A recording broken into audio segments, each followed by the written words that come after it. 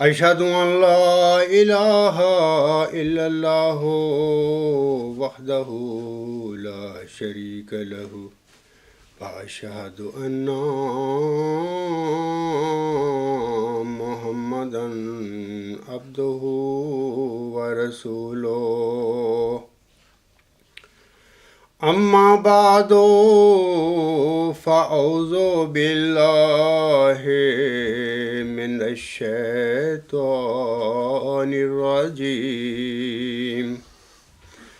بسم الله الرحمن الرحيم الحمد لله رب العالمين الرحمن الرحيم مالك يوم الدين إياك نعبد وإياك نستعين اهدنا الصراط المستقيم صراط الذين أنعمت عليهم صراط الذين أنعمت عليهم غير المغضوب عليهم ولا الضالين۔ سامعین کرام، خاکسار نے اپنے گزشتہ خطبہ جمعہ میں سامعین کو بتایا تھا کہ پیش گوئیاں یضل بہ کثیر و یہدی بہ کثیرا کا مصداق ہوتی ہیں، اور اللہ تعالیٰ پیش گوئیوں کے ذریعے قوموں، امتوں اور جماعتوں کا امتحان لیا کرتا ہے، ان کی آزمائش کیا کرتا ہے۔ ان میں بانی امت یا بانی جماعت کو ماننے سے کتنے صادق ہیں اور کتنے کاذب ہیں، کتنے لوگ متقی ہیں اور کتنے لوگ اللہ تعالیٰ کے نام پر تماشا کرنے والے اور نام نہاد متقی ہیں۔ یعنی اللہ تعالیٰ پیش گوئیوں کے ذریعے اپنے بندوں کے ایمان کی آزمائش کیا کرتا ہے کہ بانی امت یا بانی جماعت پر ایمان لانے میں وہ کتنے سچے ہیں۔ اللہ تعالیٰ نے حضرت صلی اللہ علیہ وآلہ وسلم کی پیش گوئی کے ذریعے یہودیوں اور عیسائیوں کی سخت آزمائش کی تھی،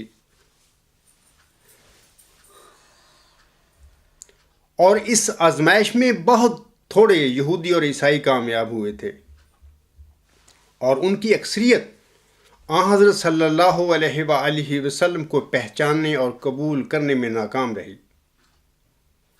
اسی طرح اللہ تعالیٰ نے امام مہدی اور مسیح موعود کی پیشگوئیوں کے ذریعے 1 صدی قبل امت محمدیہ کی بھی سخت آزمائش کی تھی، لیکن اس آزمائش میں امت محمدیہ کی بھی قلیل تعداد کامیاب ہوئی، اور ان کی اکثریت آج بھی امام مہدی کا سادات میں سے اور مسیح عیسیٰ ابن مریم کا آسمان سے نازل ہونے کا انتظار فرما رہی ہے۔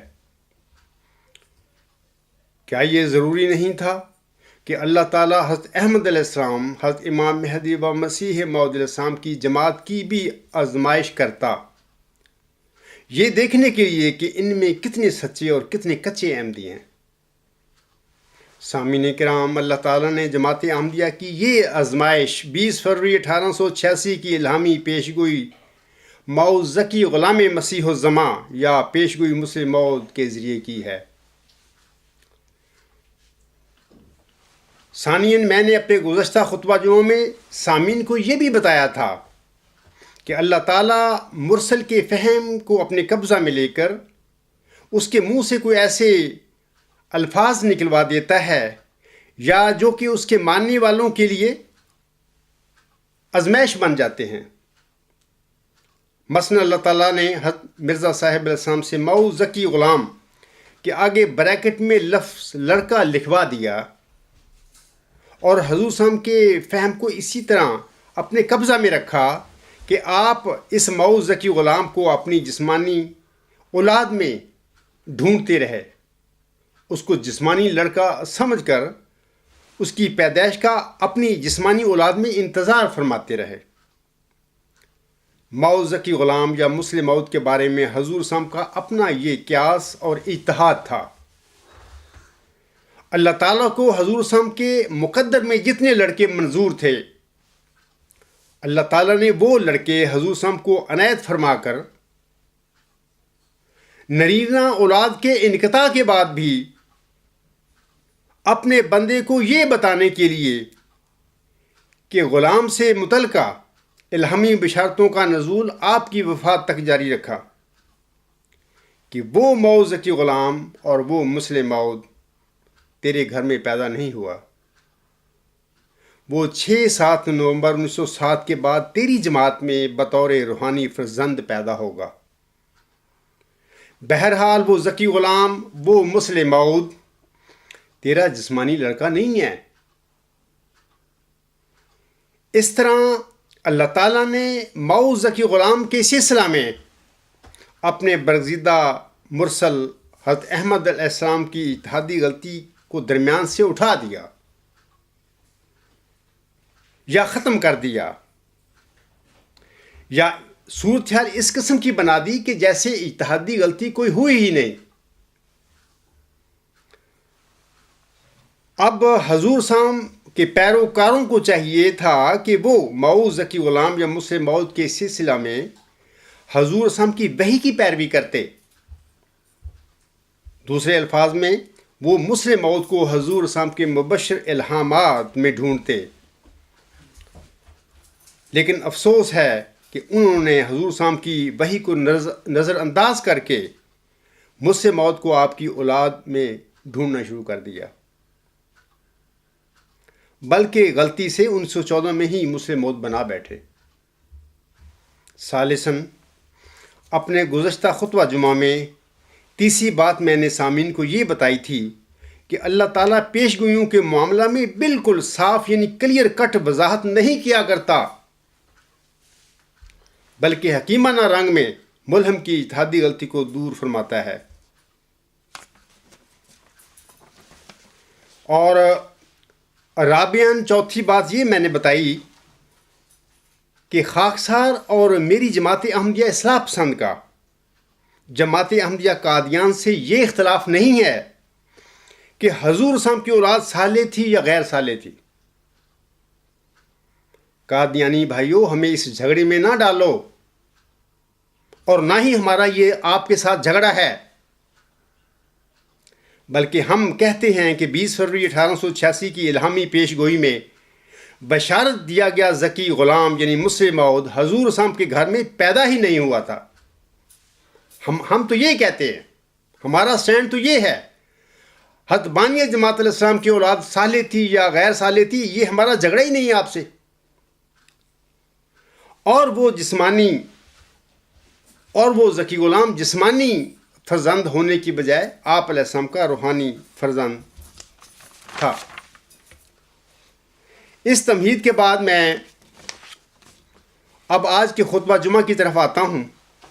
آج میں نے اپنے خطبہ جمعہ میں آخری زمانہ کے یعقوب کے مئو یوسف کی بات کروں گا، اور سامعین کو بتاؤں گا کہ پہلے یوسف کی طرح حضرت احمد علیہ السلام کے مئو یوسف کے ساتھ اس کے روحانی بھائیوں نے کیا سلوک کیا ہے۔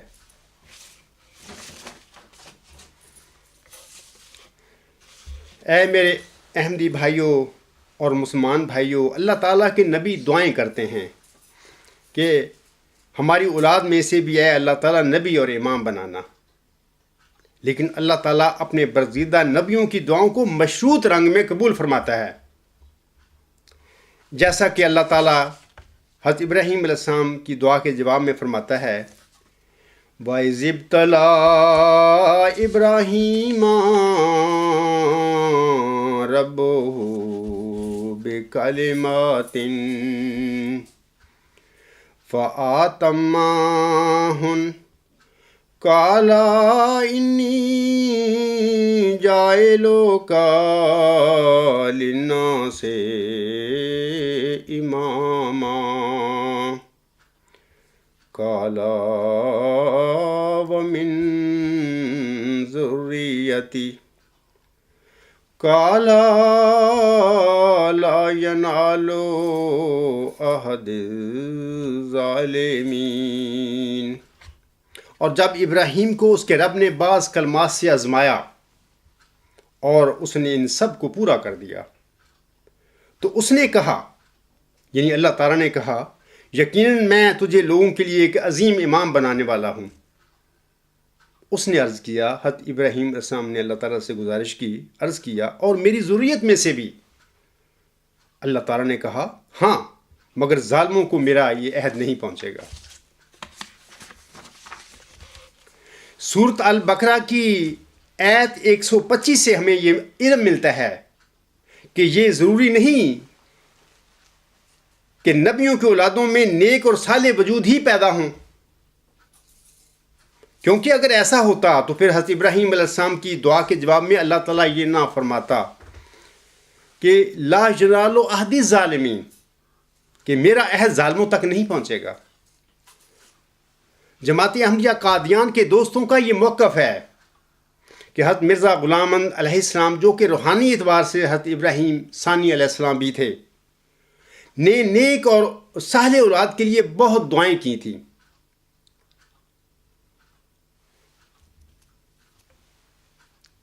اس غرض کے لیے وہ در سمین میں حضور صلی اللہ علیہ وسلم کی دعائیاں نظموں کا ہر وقت ورد کرتے رہتے ہیں، ان منظوم دعاؤں کا ڈھول بجاتے رہتے ہیں۔ یہاں پر سوال پیدا ہوتا ہے کہ کیا حضرت ابراہیم علیہ السلام اول نے نیک اور صالح اولاد کے لیے دعائیں نہیں کی تھیں؟ یقیناً آپ علیہ السلام نے بھی دعائیں کی تھیں، جیسا کہ سورۃ صفات کی آیت 101 سے ظاہر ہے، رب ہب لی من الصالحین، اے میرے رب مجھے صالح اولاد عطا فرما۔ یہ ان کی دعا ہے۔ اللہ تعالیٰ حضرت ابراہیم علیہ السلام اور آپ کے بیٹے حضرت اسحاق علیہ السلام کی اولاد کے سلسلے میں یہ بھی فرماتا ہے، وَبَارَكْنَا عَلَيْهِ وَعَلَى إِسْحَاقَ وَمِن ذُرِّيَّاتِهِمَا مُحْسِنٌ وَظَالِمٌ لِنَفْسِهِ مُبِينٌ۔ یہ سورۃ صافات کی آیت نمبر 114 ہے۔ اس میں اللہ تعالیٰ فرماتا ہے، اور اس پر یعنی حضرت ابراہیم علیہ السلام پر اور اسحاق پر ہم نے برکت بھیجی، اور ان دونوں کی ذریت میں احسان کرنے والے بھی پیدا ہوئے تھے، اور اپنے نفس کے حق میں کھلا کھلا ظلم کرنے والے بھی پیدا ہونے تھے۔ سامعین کرام، سورۃ یوسف کی آیات 5 اور 6 میں اللہ تعالیٰ حضرت یوسف علیہ السلام کے حوالہ سے فرماتا ہے، اِذْ قَالَ يُوسُفُ لِأَبِيهِ یا ابت انی رأیت احد عشر کوکبا والشمس والقمر رأیتهم لی ساجدین۔ قال یا بنی لا تقصص رؤیاک علی اخواتک فیکیدوا لک کیدا ان الشیطان للانسان عدو مبین۔ اللہ تعالیٰ فرماتا ہے یوسف علیہ السلام کے حوالے سے، یہ سورۃ یوسف کی آیت نمبر 5 اور 6 ہے، یاد کرو جب یوسف نے اپنے باپ سے کہا، اے میرے باپ، یقیناً میں نے رویا میں 11 ستارے اور سورج اور چاند دیکھے ہیں، اور میں نے انہیں اپنے لیے سجدہ ریز ہوتے دیکھا۔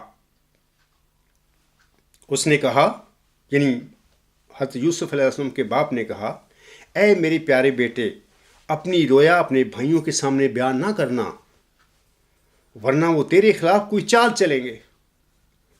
یقیناً شیطان انسان کا کھلا کھلا دشمن ہے۔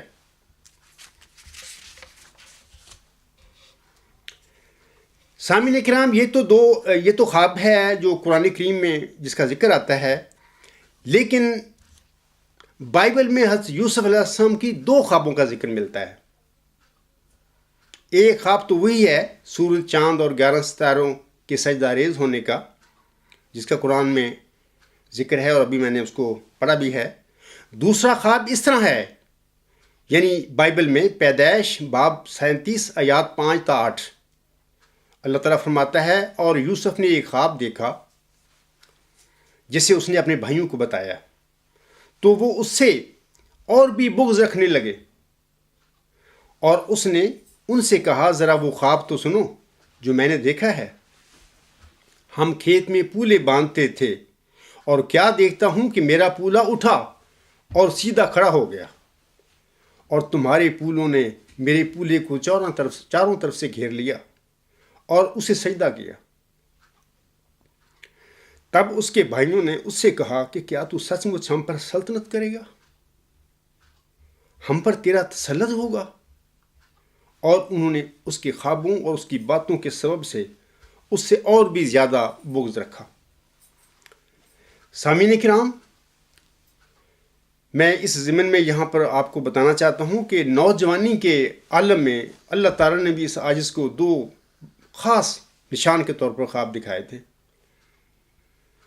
اور ان دونوں خوابوں کا خاکسار کی کتاب غلام مسیح الزماں کے صفحہ 63 پر ذکر ملتا ہے۔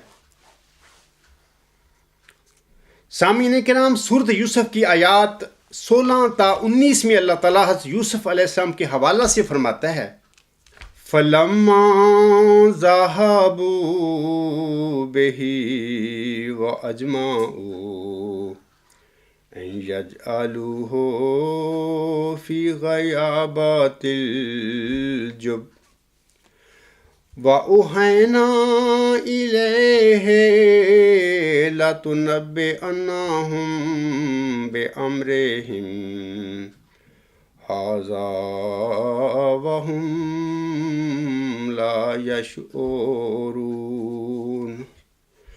وَجَاءُوا أَبَاهُمْ عِشَاءً يَبْكُونَ قالوا يا أبانا إنا ذهبنا نستبق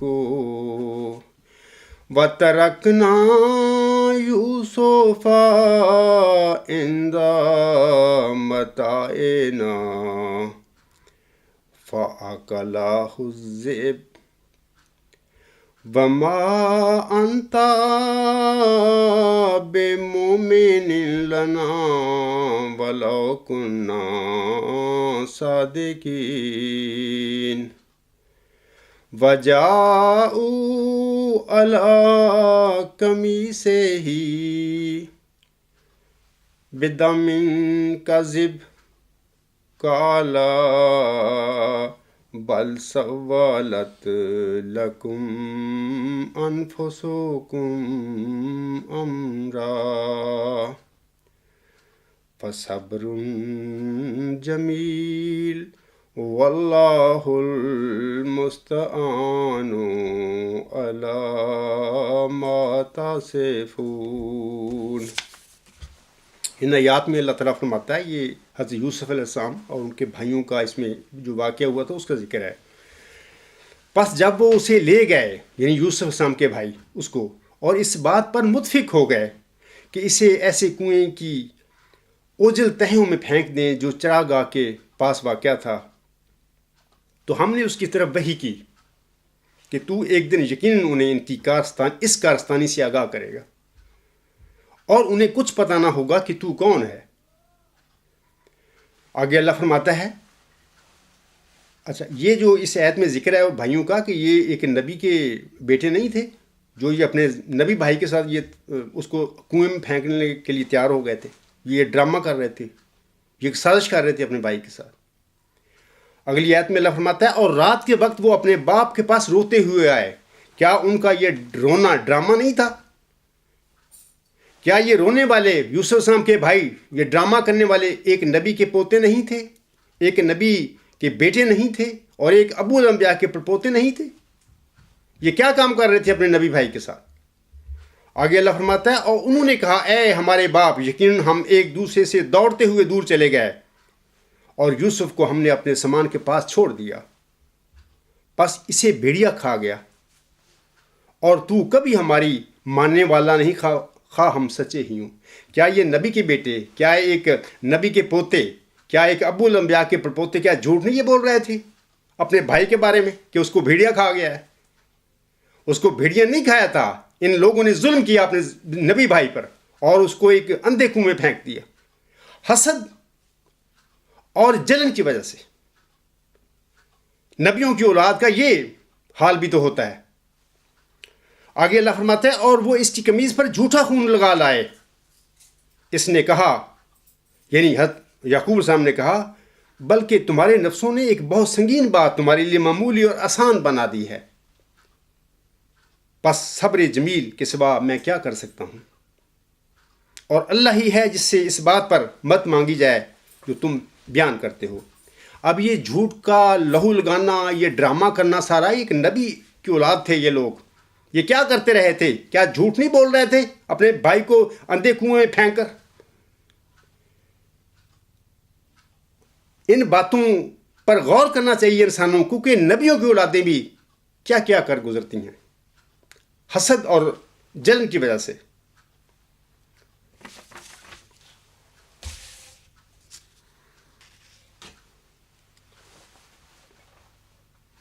یہاں پر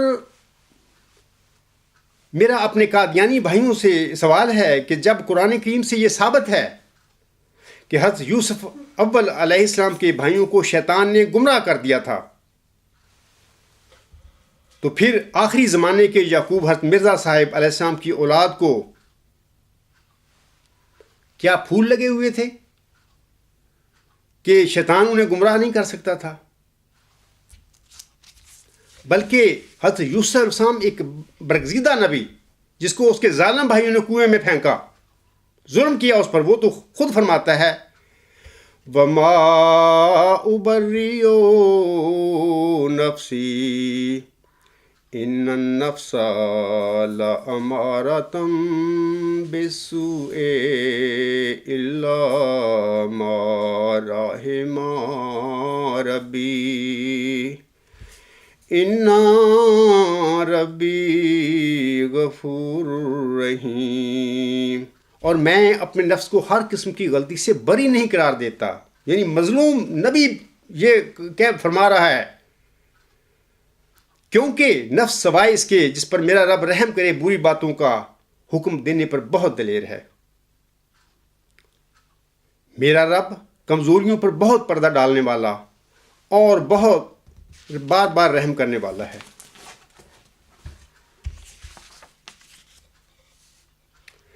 قادیانی مولویوں اور قادیانی جیلو، تم خود گمراہ ہو چکے ہو اور دوسرے لوگوں کو بھی تم دن رات گمراہ کرتے پھر رہے ہو. لیکن یاد رکھنا، نوع انسان میں بدی کا تخم بونا ظلم ہے. نوع انسان میں بدی کا تخم بونا ظلم ہے. وہ بدی آتی ہے اس پر جو ہو اس کا کاشتکار. اے میرے بھائیوں، حضرت مرزا غلام اسام کو بھی اللہ تعالیٰ نے ایک یوسف کی بشارت بخشی تھی، جیسا کہ اللہ تعالیٰ اپنی وحی میں فرماتا ہے 14 مئی 1895 انی لآجد ریحا یوسف لولا ان تفندون کی لرجع الی مکانک وفضلہ قوما متشاکسون انہم قوم وارثوہ ان تولا انی ارا. تذکرہ صفحہ 657. صفحہ میں تو یوسف کی خوشبو پاتا ہوں، اگر تم مجھے بہکا ہوا نہ سمجھو. کہا جائے گا اپنی جگہ پر واپس جا اور اسے مخالف قوم نے فضیلت دی، یہ وہ قوم ہے جو اس کے وارث ہوئے ہیں۔ اگر اس نے دوستی رکھی تو دوستی رکھی جائے گی، یقیناً میں دیکھتا ہوں۔ اسی طرح دوسرا الہام 1 فروری 1905 کا ہے، انی لآجد ریحا یوسف لولا ان تفندون، تذکرہ صفحہ 442۔ اگر ایسا نہ ہو کہ مجھے جھٹلانے لگو تو میں ضرور کہوں گا کہ مجھے یقیناً یوسف کی خوشبو آ رہی ہے۔ تیسرا الہام 1906 میں ہوا، انی لآجد ریحا یوسف لولا ان تفندون الم تر کیف فعل ربک باصحاب الفیل الم یجعل کیدہم فی تضلیل، اور مجھے گم گشتہ یوسف کی خوشبو آئی ہے۔ اگر تم یہ نہ کہو کہ یہ شخص بہک رہا ہے، کیا تو نے نہیں دیکھا کہ تیرے رب نے اصحاب فیل کے ساتھ کیا کیا؟ کیا اس نے ان کے مکر کو الٹا کر انہی پر نہیں مارا؟ تذکرہ صفحہ 560۔ میں قادیانی بھائیوں سے پوچھتا ہوں کہ صورت فیل کے مطابق اصحاب فیل کون تھے اور وہ مکہ میں کیا کرنے آئے تھے؟ ان اصحاب فیل کے ساتھ جو ہاتھی تھے، ان ہاتھیوں کے لیڈر ہاتھی کا کیا نام تھا؟ اس کا نام محمود تھا۔ اور حضرت یعقوب ثانی علیہ السلام کے یوسف ماؤد کے ذکر میں اللہ تعالیٰ اصحاب فیل اور ان کے مکر کا ذکر فرما رہا ہے۔ جماعت احمدیہ میں حضور اسلام کی اولاد میں سے جس شخص نے جھوٹے دعویٰ کے ساتھ پیش ہوئی مسلم موت پر قبضہ کر کے اپنے ماؤ یوسف روحانی بھائی کو کنویں میں پھینکنا تھا، کیا اس کا نام بھی محمود نہیں ہے؟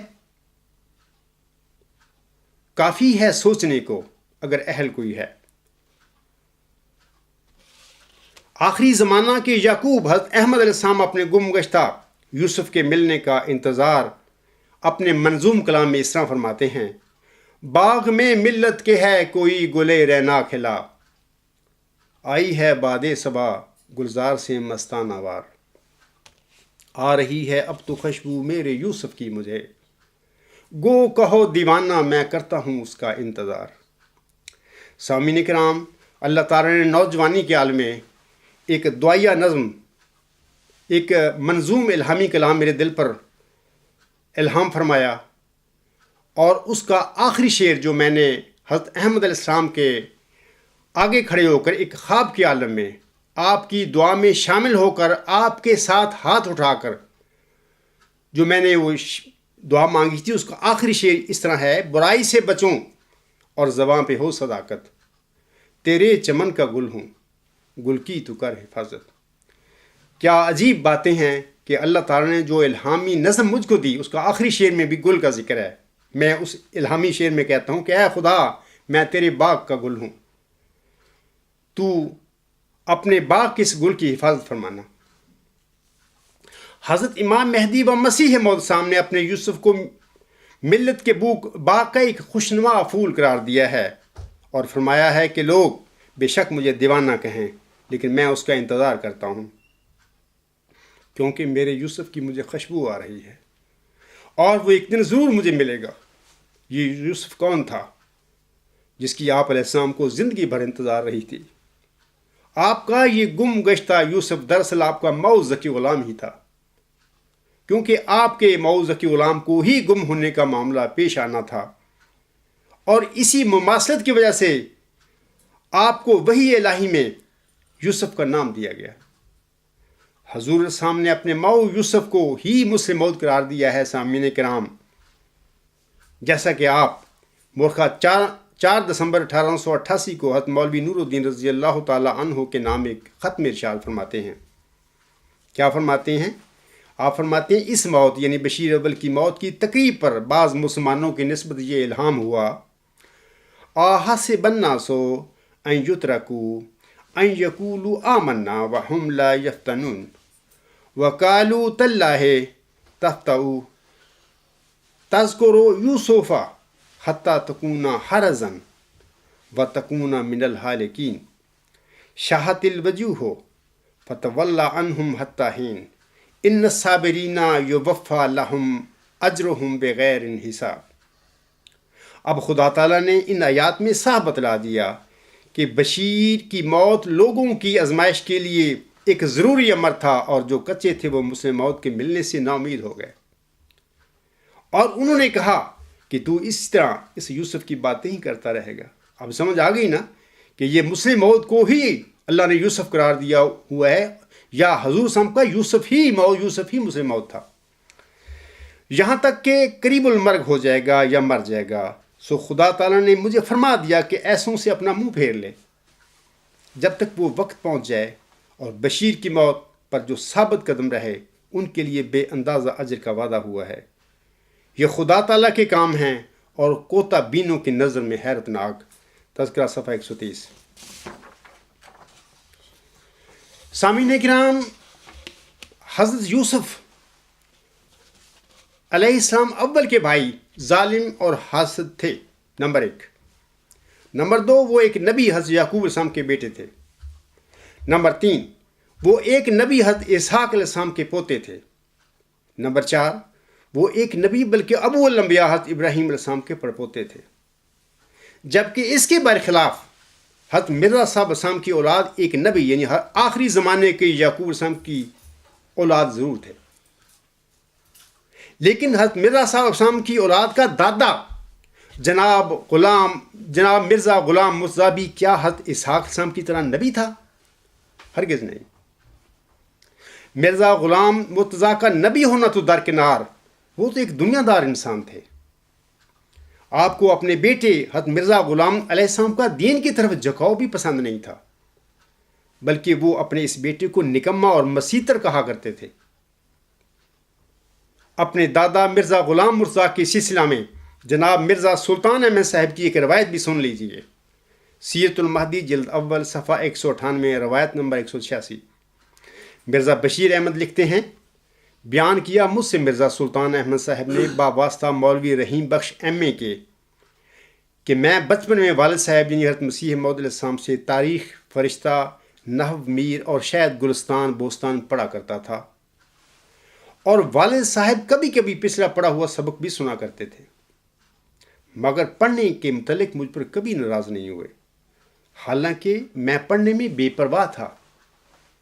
لیکن آخر دادا صاحب یعنی مرزا سلطان احمد کے دادا یعنی مرزا غلام مرتضیٰ یعنی ہمارے احمد علیہ السلام کے والد صاحب غلام مرتضیٰ نے مجھے والد صاحب سے پڑھنے سے روک دیا اور کہا کہ میں نے سب کو ملا نہیں بنا دینا، تم مجھ سے پڑھا کرو۔ آگے لکھتا ہے مرزا سلطان، مگر ویسے دادا صاحب والد صاحب کی بڑی قدر کرتے تھے۔ قدر وہ کیا کرتے تھے، یہ تو ایسے اخلاقاً اور ادب کے ساتھ انہوں نے یہ بات کہہ دی۔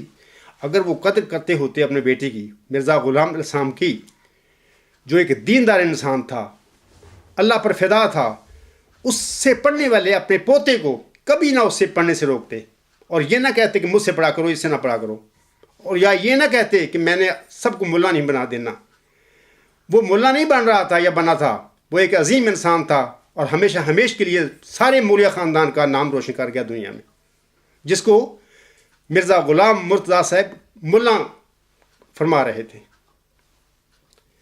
سامعین کرام، حضرت مرزا صاحب علیہ السلام کی اولاد کا پردادا مرزا عطا محمد بھی کیا حضرت ابراہیم علیہ السلام کی طرح نبی بلکہ ابو الانبیاء تھے؟ ہرگز نہیں۔ اے میرے احمدی بھائیوں، بزرگوں، آپ سے میں سوال کرتا ہوں کہ جب ایک نبی یعنی حضرت یعقوب علیہ السلام کے بیٹوں نے اپنے ایک نبی بھائی کو حسد کی وجہ سے اور اس پر ظلم کرتے ہوئے اسے ایک اندھے کنویں میں پھینکا تھا، جب ایک دادا نبی یعنی حضرت اسحاق علیہ السلام کے پوتوں نے اپنے ایک نبی اور ایک نبی پوتے کو اندھے کنویں میں پھینکا تھا،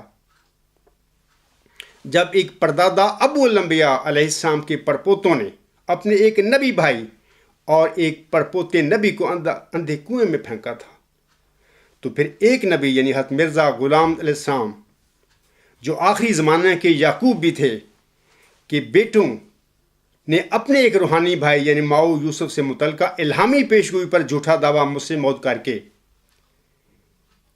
کیا انہوں نے اسے اندھے کنویں میں نہیں پھینکا؟ کیا وہ اپنے ماؤ یوسف روحانی بھائی کو اندھے کنویں میں نہیں پھینک سکتے تھے؟ بالکل پھینک سکتے تھے، اور انہوں نے اپنے روحانی بھائی مسیح مبارک احمد کے ساتھ بھی یہی کچھ کیا جو پہلے یوسف علیہ السلام کے بھائیوں نے اپنے بھائی حضرت یوسف علیہ السلام کے ساتھ کیا تھا۔ اے میرے احمدی بھائیوں، اللہ تعالیٰ سورۃ یوسف کی آیت 8 میں فرماتا ہے، لَقَدْ كَانَ فِي يُوسُفَ وَإِخْوَتِهِ آیاتٌ لِلسَّائِلِينَ۔ یقیناً یوسف اور اس کے بھائیوں کے واقعہ میں پوچھنے والوں کے لیے، حق کے طالبوں کے لیے بہت نشانات ہیں۔ اے میرے قادیانی بھائیوں، تمہیں بھی یوسف اور اس کے بھائیوں کے واقعہ سے سبق حاصل کرنا چاہیے۔ تمہیں بھی چاہیے کہ آخری زمانے کے یعقوب کی اولاد کے بارے میں اللہ تعالیٰ سے ڈرتے ہوئے ان کے تقدس کے بارے میں غلو کرتے ہوئے جھوٹے دعوی نہ کرو۔ تم لا علم ہو، تم اندھی عقیدت میں، تمہیں ڈبویا جا چکا ہے۔ کچھ خدا کا خوف کرو، اور اگر تم حق کو جاننا چاہتے ہو تو سورۃ یوسف ہی تمہاری ہدایت کے لیے کافی ہے۔ اگر تم تقوی سے اس کو پڑھو اور پہلے یعقوب علیہ السلام کی اولاد کا، بیٹوں کا، آخری زمانہ کے یعقوب علیہ السلام کے بیٹوں سے، اولاد سے تقابل کرو، تو تمہیں پتہ چل جائے گا حقیقت کیا ہے، یہ ہوا کیا ہے۔ بعض قادیانی اور مولوی حضرات یہ بھی کہتے ہیں کہ حضرت مرزا صاحب صاحب نے اپنی اولاد کے لیے بہت دعائیں کی تھیں۔ تو کیا حضرت ابراہیم، حضرت اسحاق اور حضرت یعقوب علیہ السلام نے اپنی اولاد کے لیے دعائیں نہیں کی تھیں؟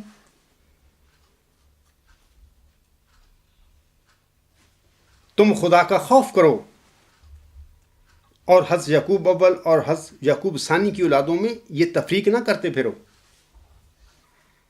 حضرت ابراہیم، حضرت اسحاق اور حضرت یعقوب کی دعاؤں کے باوجود ان کی اولاد میں حاسد ظالم بھائی پیدا نہیں ہوئے تھے۔ خانہ کعبہ جس کو حضرت ابراہیم اور آپ کے بیٹے حضرت اسماعیل علیہ السلام نے اللہ تعالیٰ کی خالص توحید قائم کرنے اور اس کی پرستش کرنے کے لیے بنایا تھا، آپ کی اولاد میں سے ایسے لوگ پیدا ہو گئے، یعنی ابو الانبیاء علیہ السلام کی اولاد میں سے ایسے لوگ پیدا ہو گئے کہ انہوں نے ظلم عظیم کرتے ہوئے اللہ تعالیٰ کے اس گھر میں 360 بت رکھ کر اسے بت خانہ بنا دیا تھا۔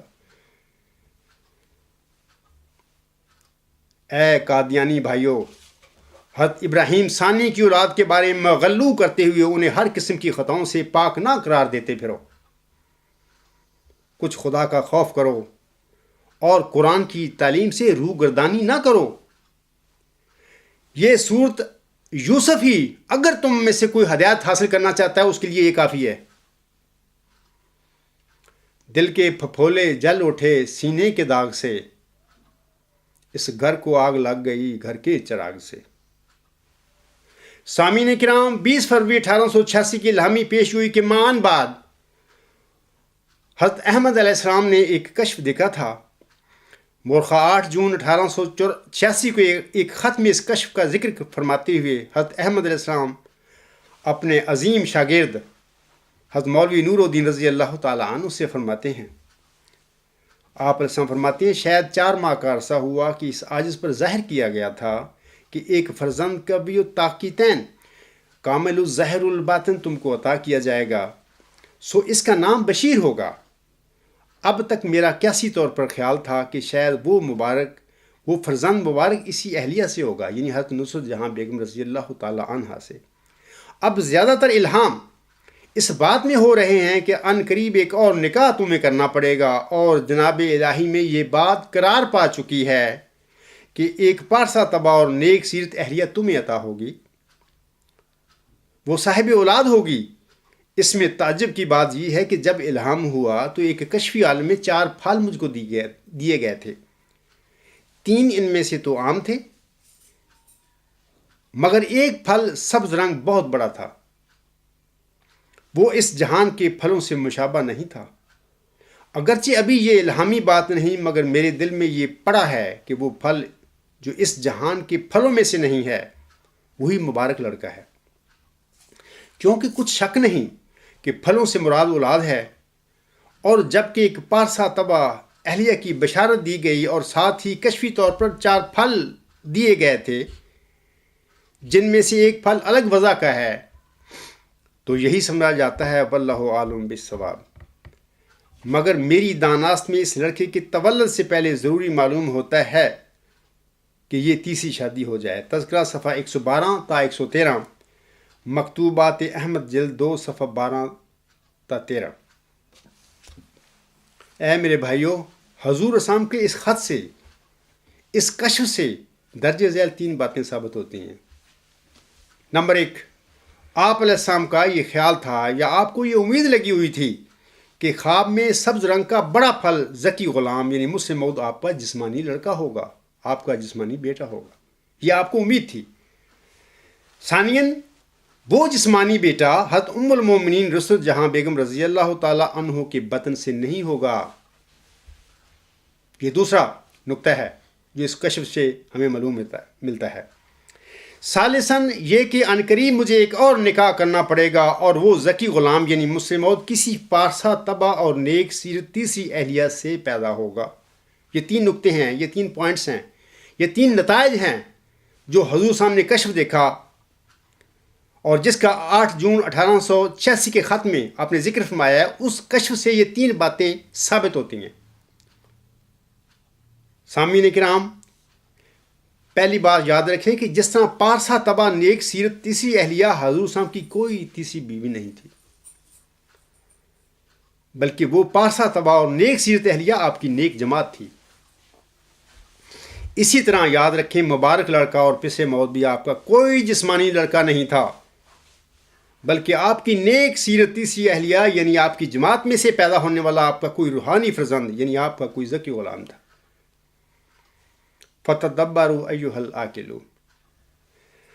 دوسری بات، حضور صاحب فرماتے ہیں کہ سبز رنگ کا پھل یعنی مسلم موعود آپ کی دوسری اہلیہ حضرت نصرت جہاں بیگم رضی اللہ تعالی عنہ کے بطن سے نہیں ہوگا۔ حضرت احمد علیہ السلام کے کشف کے مطابق 3 عام تو آپ کے گھر میں پیدا ہونے تھے۔ کیا اے میرے احمدی بہنوں، بھائیوں اور بزرگوں، تم جانتے نہیں ہو کہ یہ 3 عام کون تھے؟ یہ تینوں عام مرزا بشیر الدین محمود احمد، مرزا بشیر احمد اور مرزا شریف احمد تھے۔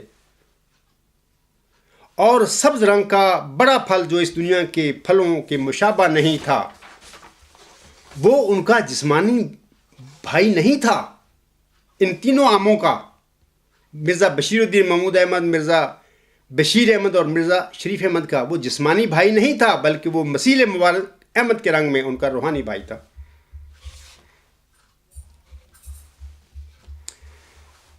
حضور صاحب نے سامعین کرام اپنی تحریروں میں اور اپنے اشعار میں اپنی اولاد کو صالح کہا ہے۔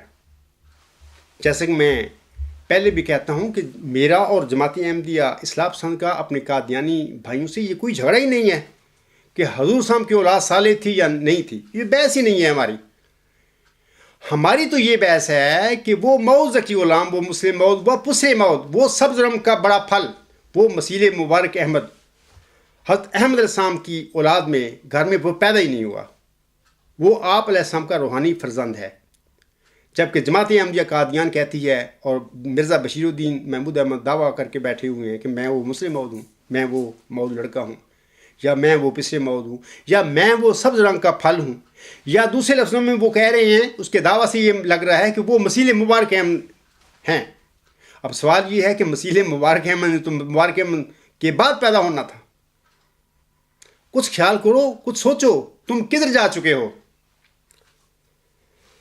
آگے حضور صاحب میں آپ لوگوں کو بتاتا ہوں کہ ٹھیک ہے، حضور صاحب نے اپنے اشعار میں بڑی دعائیں کی اپنی اولاد کے لیے، اپنے منظوم کلام میں انہیں صالح کہا اور نیک ظن کیے کہ ایسا ہوگا، اللہ تعالیٰ ایسے کرے گا اور مجھے دے گا۔ لیکن میرے احمدی بہن اور بھائی اور بزرگ یہ بھول جاتے ہیں کہ حضور صاحب نے اپنی کتاب انجام آتم، روحانی خزائن جلد 11 صفحات 323 تا 324 پر اپنی نسل کے متعلق یہ بھی فرمایا ہے۔ کیا فرمایا ہے؟ آپ فرماتے ہیں میرے رب نے مجھے خبر دی ہے کہ میرا کنبہ ایک دفعہ پھر فساد کی طرف لوٹ جائے گا اور وہ خباثت اور اناد میں بڑھ جائے گا. پس اس دن رب العباد اپنا فیصلہ جو اس نے مقدر کیا ہے اس کو مقدر فرمائے گا. اس کی عطا کو کوئی روک نہیں سکتا. اور میں دیکھتا ہوں کہ وہ اپنی خسرتوں کی طرف مائل ہو گئے ہیں اور ان کے دل سخت ہو گئے ہیں جیسے جاہلوں کی عادت ہے.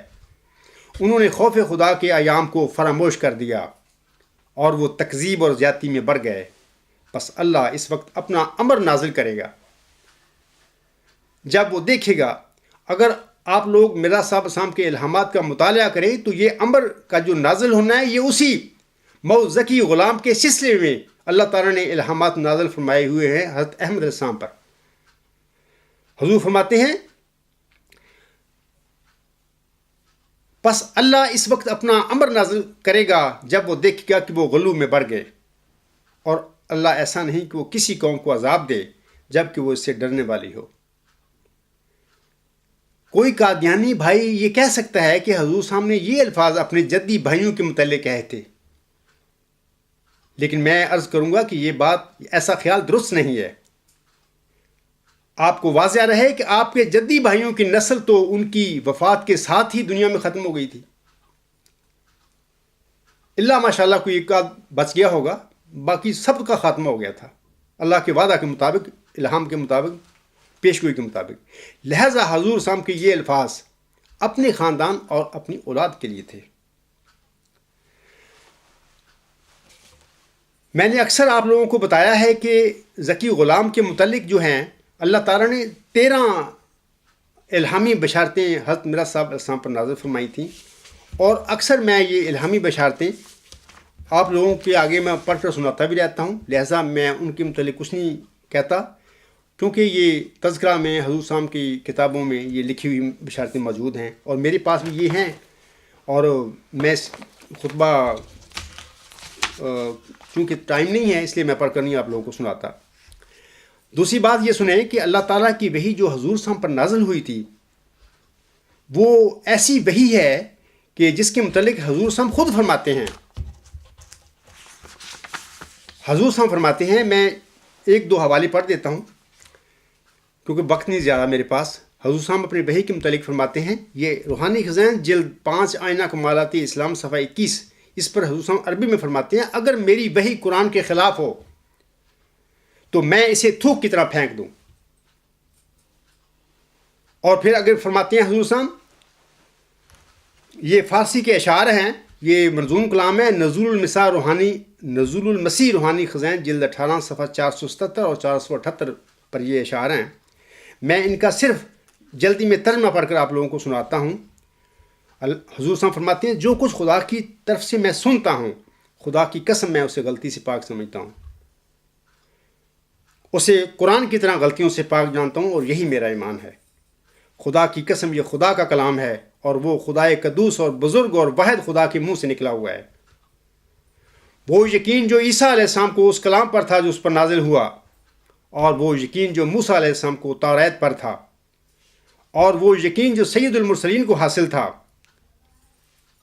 آپ فرماتے ہیں میں یقین کے معاملہ میں ان میں سے کسی سے کم نہیں ہوں. جو جھوٹ بولتا ہے وہ لعنتی ہے. تو یہ تو بات ہے کہ حضور صاحب نے اپنے الہام کے متعلق فرمائی کہ وہ کتنی سچی اور وہ کتنی قرآن کریم کے مطابق وہ وحی ہے. لیکن یہ بھی یاد رکھیں، میں آپ لوگوں کو بتانا چاہتا ہوں کہ کسی بھی متنازعہ امر میں فیصلہ کسی نبی کی وحی کرتی ہے، نہ کہ نبی کا اپنا کلام. یہ بھی یاد رکھیں. یہ بھی آپ کو تو علم ہونا چاہیے تھا کہ آپ ماننے والے ہیں حضرت احمد علیہ السلام کو. ان کی کتابوں میں یہ بار بار چیزیں لکھی گئی ہیں کہ کسی متنازعہ امر کا جو فیصلہ ہے وہ نبی کی وحی کیا کرتی ہے، نبی کا اپنا کلام نہیں کیا کرتا. اس سلسلے میں میں ایک دو باتیں آپ لوگوں کو پڑھ کر سنا دیتا ہوں. جیسے کہ حضور صاحب فرماتے ہیں یعنی انسانوں کا کلام، یعنی وہ خواہ نبی کیوں نہ ہو، اس کے اپنے کلام میں اور خدا کی وحی میں کیا فرق ہے. حضور صاحب ایک شعر میں فرماتے ہیں خدا کے قول سے قول بشر کیوں کر برابر ہو، وہاں قدرت یہاں درماندگی فرق نمایاں ہے. ایک جگہ حضور صاحب فرماتے ہیں اب فرض کے طور پر کہتا ہوں کہ اگر ہم اپنے اتحاد سے کسی بچہ پر یہ خیال بھی کر لیں کہ شاید یہ وہی پس موعود ہے اور ہمارا اتحاد خطا جائے، تو اس میں الہام الہی کا کیا قصور ہوگا؟ کیا نبیوں کے اتحادات میں اس کا کوئی نمونہ نہیں؟ آسمانی فیصلہ، دسمبر 1891، روحانی خزائن جلد 4 صفحہ 341۔ علاوہ اس کے حضور صلی اللہ علیہ وسلم فرماتے ہیں،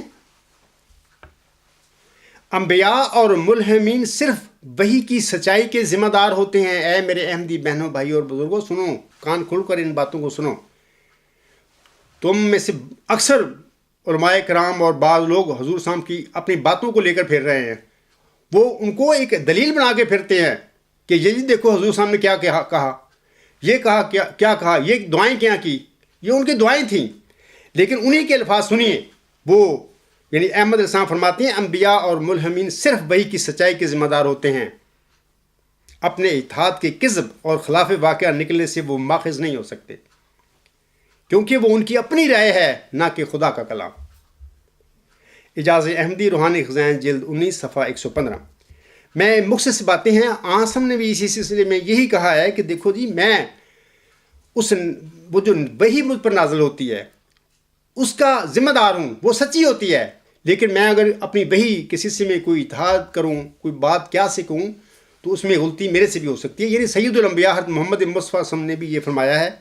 اور احمدیہ پاکٹ بک صفحہ 507 پر تم لوگ حضرت صلی اللہ علیہ وسلم کا یہ جو بیانات ہیں یہ آپ پڑھ سکتے ہیں۔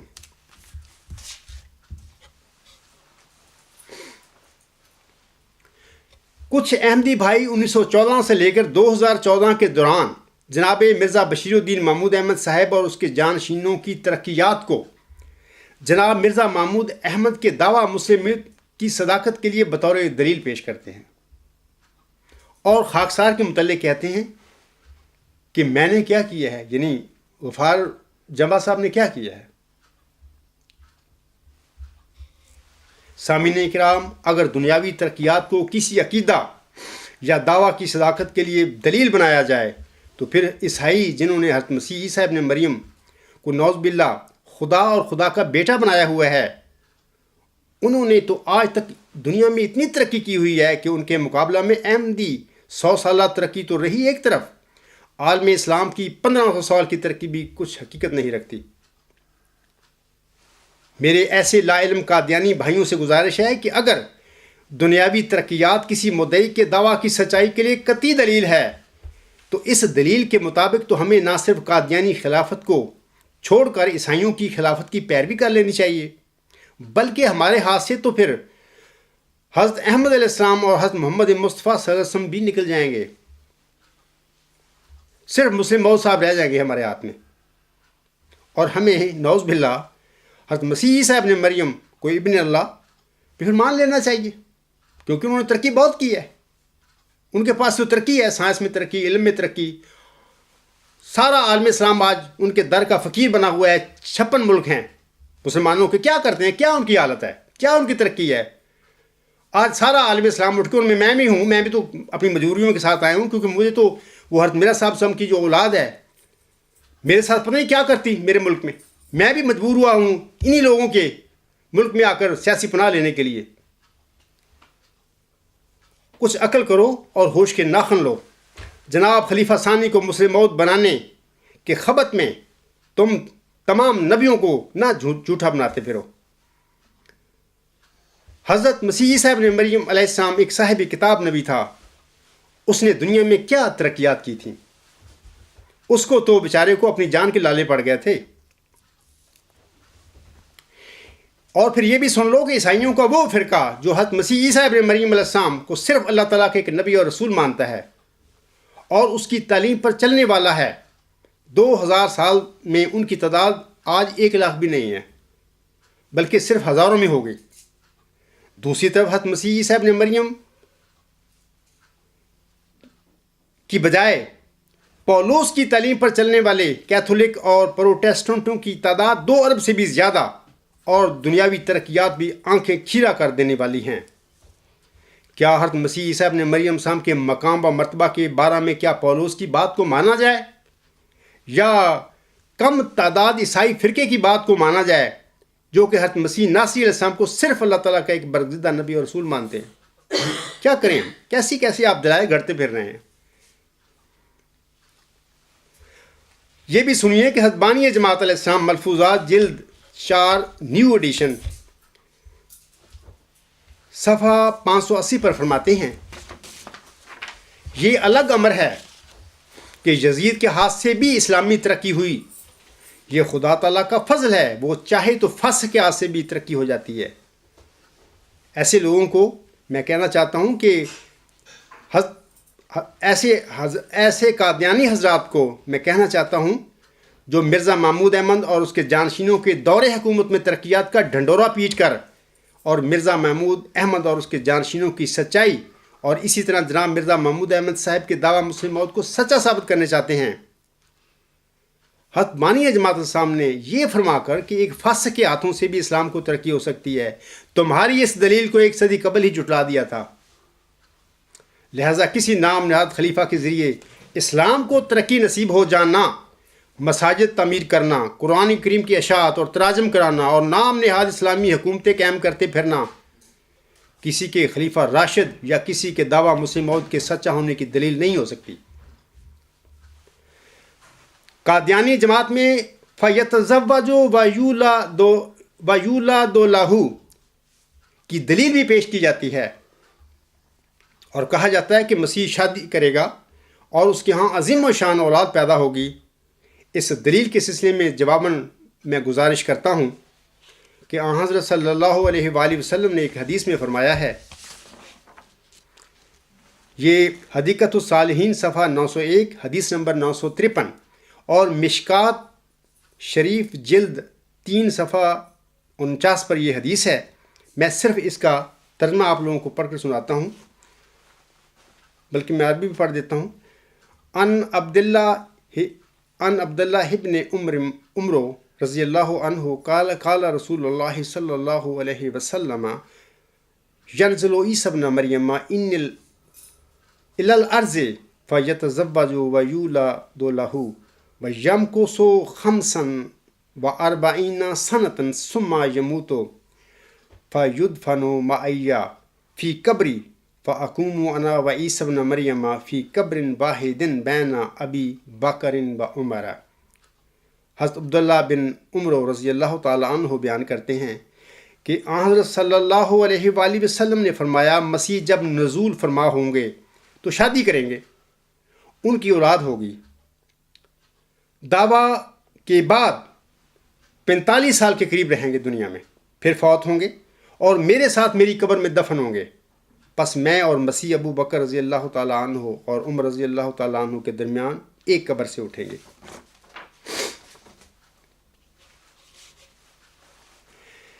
میں اس وقت آپ لوگوں کے آگے حضرت احمد السلام کے اس حدیث کے حوالہ سے 2 حوالے پڑھنا چاہتا ہوں۔ یہ حوالے آئینہ کمالات اسلام روحانی خزائن جلد 5 صفحہ 578 حاشیہ پر عربی میں ہیں، اور میں اس کا اردو ترجمہ آپ لوگوں کو پڑھ کر سنا دیتا ہوں۔ آن حضرت صلی اللہ علیہ وآلہ وسلم یہ خبر دے چکے ہیں کہ جب مسیح موعود آئے گا تو وہ شادی کرے گا اور اس کے ہاں اولاد بھی ہوگی۔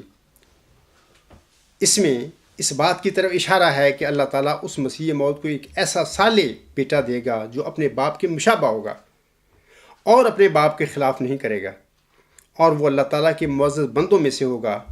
اور اس میں راز یہ ہے کہ اللہ تعالیٰ انبیاء اور اولیاء کو جب بھی ضروریت یا نسل کی بشارت دیتا ہے تو صرف تبھی دیتا ہے جب اس خدا نے نیک اولاد دینا مقدر کر لیا ہوتا ہے۔ اور یہ موعود بیٹے کی بشارت وہ ہے جس کی خوشخبری مجھے کئی سال پہلے دی گئی تھی اور اپنے دعویٰ سے بھی پہلے۔ وہ جو لوگ ہیں قادیانی ہمارے بھائی ہیں جو یہ اس قسم کی باتیں میرے سامنے میرے ساتھیوں کے سامنے پیش کرتے ہیں، میں ان سے صرف یہ گزارش کرتا ہوں کہ حضور صاحب نے یہ باتیں کہی ہیں، فرمائی ہیں، لیکن سوال یہ پیدا ہوتا ہے کہ وہ بیٹا تو پیدا ہی نہیں ہوا حضور صاحب کے گھر میں۔ اپنی اولاد میں اس بیٹے کو آپ ڈھونڈتے رہے، یہ جو میں نے پڑھا ہے ابھی عبارت، یہ آپ کا اتحاد تھا اپنے اس موعود بیٹے کے لیے، جس کے متعلق یہ خیال فرما رہے تھے کہ وہ ذکی غلام میرے گھر میں بطور لڑکا پیدا ہوگا، واقعی وہ نیک لڑکا ہوگا، وہ نیک ہوگا، جو حضور صاحب نے فرمایا اس کے متعلق اس میں وہ اس کے وجود میں پوری ہوں گی باتیں، لیکن وہ حضور صاحب کو بطور روحانی فرزند ملے گا، لیکن حضور صاحب اتحادن اس لڑکے کو، ذکی غلام کو اپنے گھر میں ڈھونڈ رہے تھے. تبھی حضور صاحب نے یہ آئینہ کمالات اسلام میں یہ باتیں عربی زبان میں لکھی ہوئی ہیں. دوسرا حوالہ سنیے. حضور صاحب اپنی کتاب اعجاز المسیح روحانی خزائن جلد 18 صفحہ 73 پر فرماتے ہیں، اور جب ہم مراد حضرت مسیح موعود علیہ السلام اس دنیا سے رخصت ہو جائیں گے تو پھر ہمارے بعد قیامت تک کوئی اور مسیح نہیں آئے گا، اور نہ ہی کوئی آسمان سے اترے گا، اور نہ ہی کوئی غار سے نکلے گا، سوائے اس موعود لڑکے کے جس کے بارے میں پہلے میرے رب کے کلام میں ذکر آ چکا ہے. میں آپ لوگوں کو بتانا چاہتا ہوں یہ وہی لڑکا کی باتیں ہو رہی ہیں جو حضور صاحب کو 20 فروری 1886 کے اعلامی پیشگوئی میں بطور نشان رحمت، بطور ذکی غلام کے آپ کو بخشا گیا تھا. یہ وہی موعود لڑکا ہے جس کے متعلق حضور صاحب اپنی زندگی کے آخر تک اس کو اپنا جسمانی لڑکا سمجھتے ہوئے اپنے گھر میں اس کی ولادت کا، تولد کا انتظار فرماتے رہے تھے، جبکہ وہ اللہ کے الہام سے ثابت ہوتا ہے کہ وہ آپ علیہ السلام کا جسمانی لڑکا نہیں تھا. یہ آپ کے سارے اتحاد تھے، اور اس موعود ذکی غلام نے آپ سب کی جماعت میں پیدا ہونا تھا. اے میرے بھائیوں، حدیث میں حضرت صلی اللہ علیہ وآلہ وسلم نے صرف یہ فرمایا ہے کہ مسیح ابن مریم شادی کرے گا اور اس کے ہاں اولاد ہوگی. یہ صرف حدیث میں آسم کی صرف یہ بات ہے. عظیم و شان اولاد کا ذکر نہیں ہے حدیث میں، اور ایسا حضرت صلی اللہ علیہ وسلم نے دونوں مسیحوں میں فرق ظاہر کرنے کے لیے اپنی امت کے آگے یہ بیان فرمایا تھا کہ وہ جو مسیح ہے جو میری امت میں آنے والا ہے وہ شادی کرے گا اور اس کی اولاد ہوگی، جبکہ پہلا جو مسیح ہے اس کی نہ قرآن کریم سے شادی ثابت ہوتی ہے، نہ ہی احادیثوں سے پتہ لگتا ہے کہ اس نے یعنی حضرت نے بتایا کہ اس کی شادی ہوگی، شادی ہوئی تھی زندگی میں یا اس کی اولاد تھی. جیسا کہ جناب خلیفہ رابع صاحب ایک مجلس سے سوال و جواب میں فرماتے ہیں، سن لیجیے. سوال کنندہ حضرت عیسیٰ علیہ السلام نے شادی کی تھی، یہ سوال تھا ان کے آگے. خلیفہ رابع صاحب کا جواب: حضرت عیسیٰ علیہ السلام کی شادی کا کوئی ذکر ہمیں نہیں ملتا، قرآن کریم میں یا احادیث میں کوئی ذکر نہیں. لیکن جس عیسیٰ نے نازل ہونا ہے یعنی امت محمدیہ میں پیدا ہوا، مراد یہ ہے اللہ کی طرف سے نازل ہوگا، اس عیسیٰ کے متعلق شادی کا ذکر ملتا ہے، اور وہ مضارع میں ہے جس کا مطلب ہے آئندہ ہونے والی شادی. یتزوج و یولد لہ، وہ شادی کرے گا اور اسے اولاد دی جائے گی. یہ عیسیٰ وہ نہیں ہے، ظاہر بات ہے، جو پہلا تھا، اور شادی کا خیال آنا رسول اللہ صلی اللہ علیہ وآلہ وسلم کو اللہ تعالیٰ سے علم پا کر یہ مضمون بیان فرمایا. آپ نے اس کی حکمت یہی لگتی ہے کہ پہلے عیسیٰ نے نہیں کی ہوگی، اگر پہلے نے بھی کی تھی، اس کی بھی اولاد ہوئی تھی، تو اگلے کو خاص طور پر یہ بیان کرنا، جبکہ قرآن نے یہ نہیں فرمایا پہلے عیسیٰ کے متعلق، یہ بتاتا ہے کہ آئندہ والا وجود اور ہے، پچھلا وجود اور تھا. میں نے یہ حوالہ آپ لوگوں کو اس لیے پڑھ کر سنایا ہے کہ جناب خلیفہ رابع صاحب بھی یہی موقف رکھتے تھے، اور انہوں نے یہی مجلس سوال جواب میں بھی بتایا کہ یہ جو آسم نے فرمایا ہے یتزوج و یولد لہ، اس میں صرف آسم نے دونوں مسیحوں کا فرق بتایا ہے کہ پہلے مسیح کی شادی ثابت نہیں ہے قرآن سے، نہ اس کی اولاد ثابت ہے. میرا جو مسیح ہے جس کا میں خبر دے رہا ہوں وہ شادی کرے گا اور اس کی اولاد بھی ہوگی. آگے حضرت مرزا صاحب سامنے عظیم و شان اولاد وہ سارا کچھ اس لیے فرمایا ہے کہ وہ موعود ذکی غلام کو اپنا جسمانی لڑکا سمجھتے رہے تھے، اور ان کو آخر تک اپنی زندگی میں آخر تک یہ خیال رہا تھا کہ یہ میرے گھر میں پیدا ہوگا، جبکہ وہ روحانی فرزند تھا. 20 فروری 1886 کے الہامی پیشگوئی میں جس ذکی غلام کی بشارت دی گئی ہے، حضور صاحب اس موعود ذکی غلام کو اپنا لڑکا سمجھتے تھے سامعین کرام، اور اسی وجہ سے آپ نے ذکی غلام کے آگے بریکٹ میں لڑکا لکھا تھا. اور اسی خیال سے حضور صاحب نے حضرت صلی اللہ علیہ وآلہ وسلم کی حدیث کے بارے میں یعنی یتزوج و یولد لہ سے عظیم و شان اولاد ہونے کا اتحاد فرمایا تھا. لیکن ذکی غلام تو روحانی فرزند تھا، اور وہ حضور صاحب کے گھر میں وہ پیدا ہی نہیں ہوا. امید ہے اب میرے قادیانی بھائیوں کو حضرت احمد علیہ السلام کے مئو یوسف کے واقعہ کی حقیقت کا بھی علم ہو گیا ہوگا، اور ساتھ ہی آخری زمانے کے یعقوب علیہ السلام کی جسمانی اولاد نے جھوٹا دعویٰ مجھ سے موت کر کے اپنے روحانی بھائی مئو ذکی غلام مسیح الزماں یعنی مسیح مبارک احمد کے ساتھ جو ظلم اور زیادتی کی ہے، اس کی بھی میرے قادیانی بھائیوں اور مولویوں اور خلیفہ صاحب کو بھی سمجھ آ گئی ہوگی۔ اگر نہیں آئی تو آپ سمجھنے کی کوشش کریں۔ اللہ تعالیٰ کرے آپ اس کو سمجھنے میں کامیاب ہو جائیں۔ اب دیکھتا ہوں آگے میرے ساتھ کیا کیا ہوتا ہے، تم لوگ کیا کیا کرتے ہو۔ میں مرزا غالب کے 2 عارفانہ اشعار پر اپنے خطبہ کو ختم کرتا ہوں۔ وہ کہتے ہیں: آہ کو چاہیے ایک عمر اثر ہونے تک، کون جیتا ہے تیری زلف کے سر ہونے تک۔ دام ہر موج میں ہے حلقۂ صد کام نہنگ، دیکھیں کیا گزرے ہے قطرے پہ گہر ہونے تک۔ وما علینا الا البلاغ وآخر دعوانا ان الحمد للہ رب العالمین۔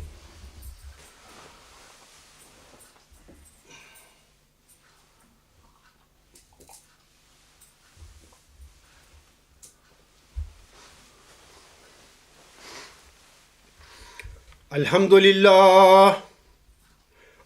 للہ نحمدہ ونستعینہ ونستغفرہ ونؤمن بہ ونتوکل علیہ ونعوذ باللہ من شرور انفسنا ومن سیئات اعمالنا،